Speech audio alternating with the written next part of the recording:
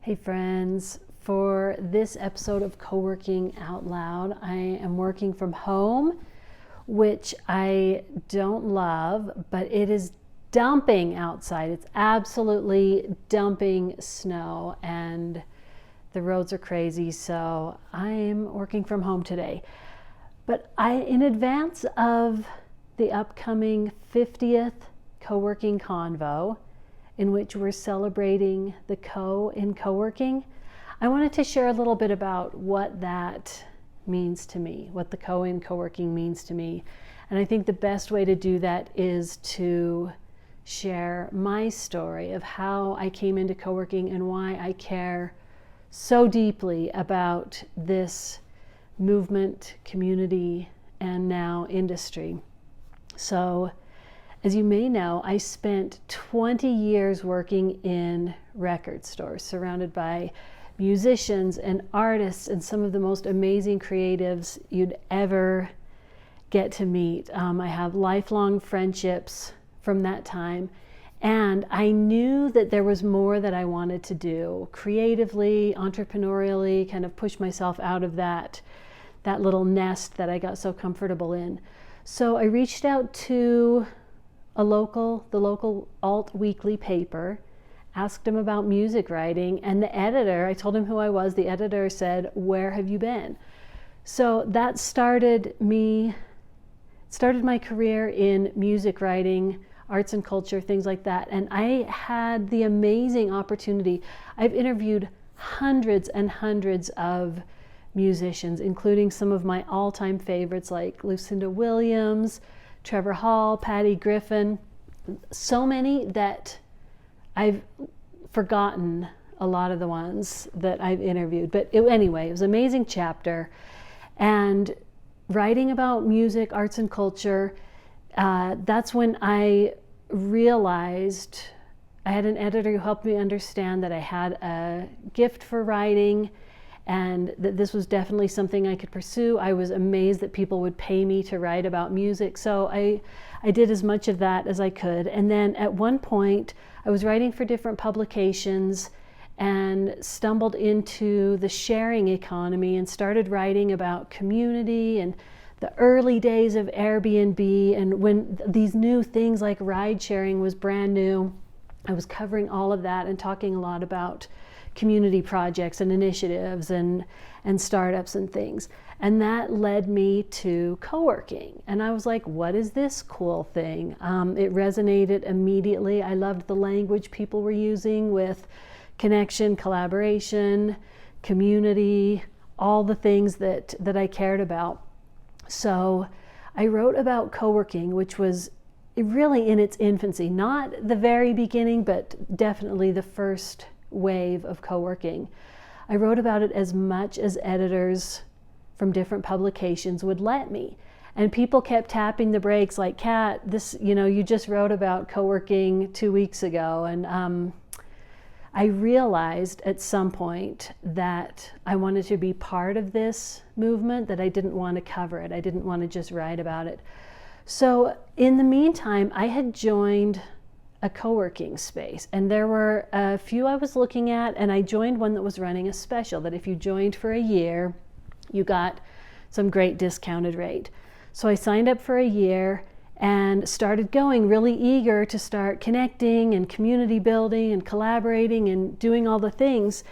And that is not what happened in this first space. I tried to engage, I tried to connect, I tried to be part of things, but that just wasn't the vibe in the space. It was very much like some offices that were for rent, and I would go in, drive down from the Santa Cruz Mountains, go in, sit at my laptop for some hours, and then go back or go over to the record store or go where I was going.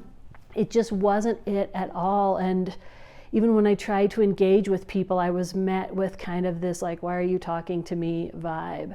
So after probably a couple months of that, I just stopped going. And I just ate the rest of my contract. And when that year was up, I walked over to Next Space Santa Cruz, which became my home space for many years. And I told Jeremy and Iris, who were sitting right there at the bar, I said, I thought I needed a co-working space. I realized what I need is a co-working community. And Jeremy said, you found us. And it was the difference between what I had experienced and what I fell into at Next Space is it gives me chills thinking about it. I got dropped into a fully formed, mutually supportive, amazing co-working community of people who, as Iris would say, we know how to co. People were so into collaborative ideas. We did so many things inside and outside of the space together. It was a full co-working community, so much so that when things went sideways at one point, the people inside the space, we started talking about maybe we should all do something else. Like it was the community that was the holding, the thing that held us all together, not the space itself. So anyway, since that time, I've been a fob holding member of 7 co-working spaces, brands, some of them different locations and things. And so I've had ample opportunity, and I've worked in more spaces than I can remember, than I can count. So I've had a lot of opportunity to experience different flavors of co-working. And for me, what has become wildly clear is that there's desk rental and then there's co-working, and the two are not the same. And I know there are some people in the world who want desk rental, but I believe with my entire heart and soul that that is not where this movement is going, that we are moving into an era of more connection, more community, more collaboration, that this is a return to who we are in our very essence, our very core. We are a community-driven species. And all this isolation, all this loneliness is a product of us being disconnected from ourselves and each other. So commercial real estate is part of co-working. It provides the framework for what we're doing here, but co-working is something different. Co-working is not desk rental. It is not Wi-Fi. It's not office rental. All those things need to happen to provide the foundation of a space, but then you get those in place and then the co-working begins. So that hopefully gives you a glimpse into why I'm so passionate about this, because I'm a product of co-working. I went from a scrappy side gigging freelance music writer into a full-time freelance writer, into a business owner, into the lab and convos and consulting and all the things that happen now. And I learned how to do that through co-working. And especially when I got dropped into Next Space, they really surrounded me. I got everything I needed, from trademark law to contracts and dealing with clients, and everything I learned through co-working because of the people who were sitting around me. Jules did my headshot, and it honestly set a very, very high bar for me of what co-working could be. It makes me a little emotional. It set a really high bar for what I want, what I need, and also what we're doing here in this co-working movement. Because we're in a crazy time as humans. This is really, really hard. This is really hard times. And the more connected we are, the more we feel a sense of belonging, a sense of purpose, a sense of place, a sense of community. Like, that's the stuff that's going to carry us through into a new era. And I fully believe we're capable of it. I believe in humans.